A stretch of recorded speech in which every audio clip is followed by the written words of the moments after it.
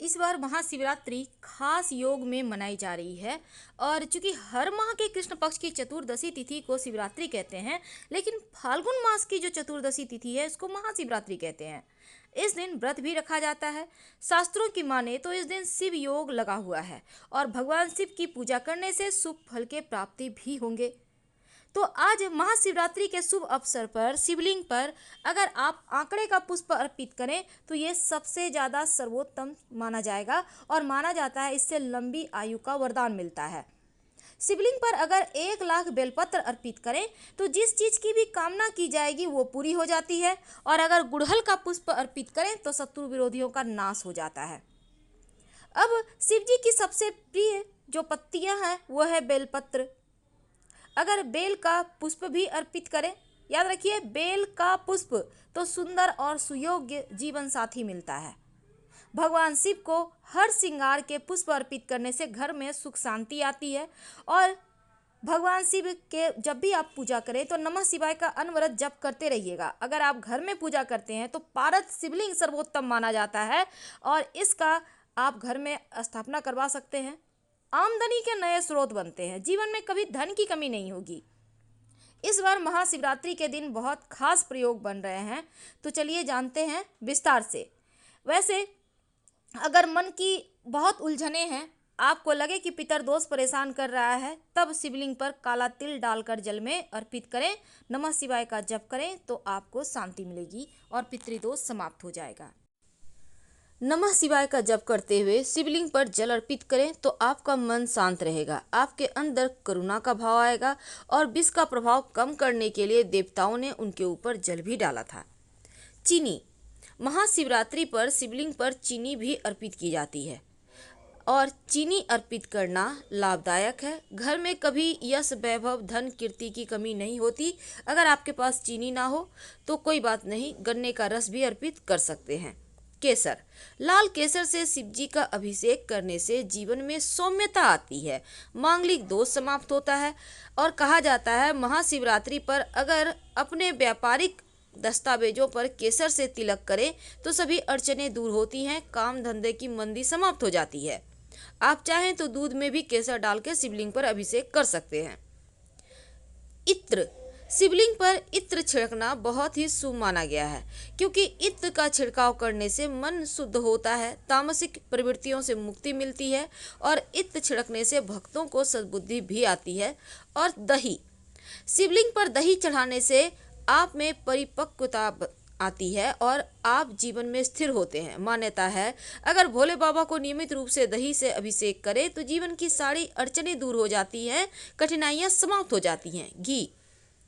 घी से अभिषेक करने से शिवलिंग का आपके संतान की प्राप्ति आसानी से होती है। भगवान शिव को घी अर्पित करने से बच्चे की किलकारी जरूर गूंजती है। चंदन, वेद कहता है कि महाकाल को चंदन लगाने से इंसान का आकर्षण बढ़ता है, जीवन में मान सम्मान ख्याति बढ़ती है, तो चंदन आप शिवलिंग पर जरूर लगाएं। शहद, शहद का अर्थ होता है मीठा। अब भोले बाबा कभी भी किसी तरह का कोई भी द्वेष रखते नहीं, तो शिव जी को शहद अर्पित करने से आपकी वाणी में मधुरता आती है, दिल में परोपकार की भावना बढ़ती है। भांग, भगवान शिव को भांग बहुत ही प्रिय है। समुद्र मंथन के विष के प्रभाव को कम करने के लिए भांग का प्रयोग किया था और हमारे पुराणों में भांग को एक दिव्य औषधि के रूप में देखा जाता है, जिससे स्किन के रोगों का इलाज भी संभव है। लेकिन अब जो हम बातें करेंगे वो नॉर्मली आप अपने मनोकामना अनुसार अर्पित कर सकते हैं। इक्का रस, गन्ने का रस से अगर शिवलिंग का अभिषेक किया जाए तो जीवन में खुशी बढ़ती है। और इसके साथ ही आप घी से शिवलिंग का अभिषेक कर सकते हैं। घी से अभिषेक करने से संतान की प्राप्ति भी होती है।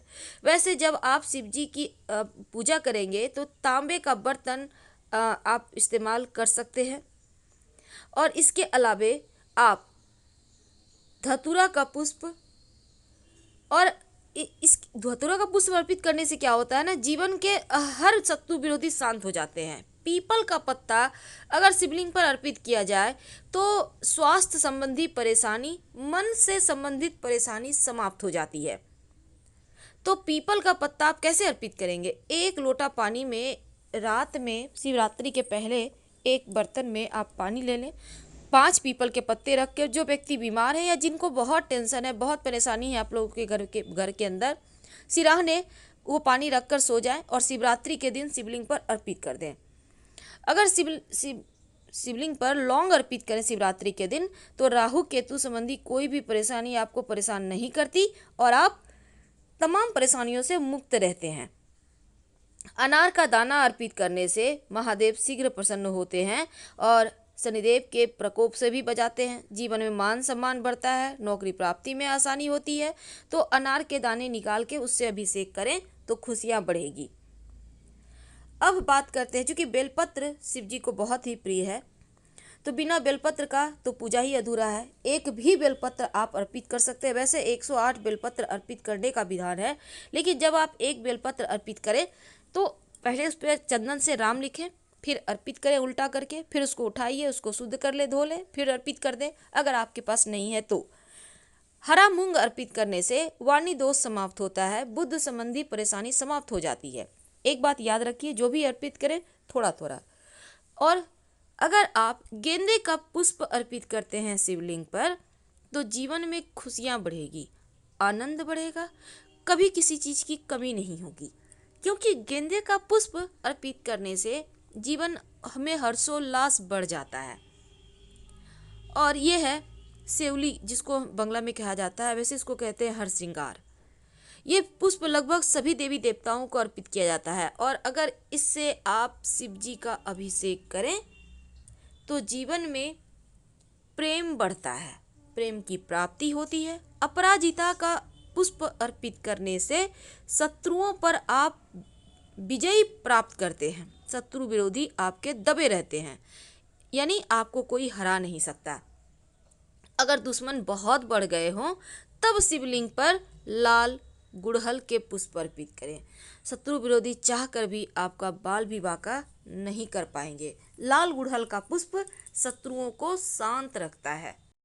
तो अभी तो थी कि आप कैसे पूजा करेंगे। हालांकि चारों प्रहर की पूजा के बारे में भी विस्तार से जानकारी दी गई है, लेकिन आइए जानते हैं शिव मंदिर से क्या घर लेकर आए। अगर आप घर में ही पूजा करते हैं तो कैसे व्यवस्था करें, वो कौन सी वस्तु है जो जरूर आपके पास होनी चाहिए। देखिए, आप पास के शिव मंदिर में एक छोटा सा चांदी का त्रिशूल या फिर पीतल का त्रिशूल लेकर जाइए और शिवलिंग पर अर्पित करने के बाद घर ले आइएगा और इसे अपने घर के मुख्य दरवाजे के चौखट में लगा दें या कहीं भी रेलिंग वगैरह में लगवा दें, तो ये आपके घर पर किसी की बुरी दृष्टि पड़ने नहीं देगा।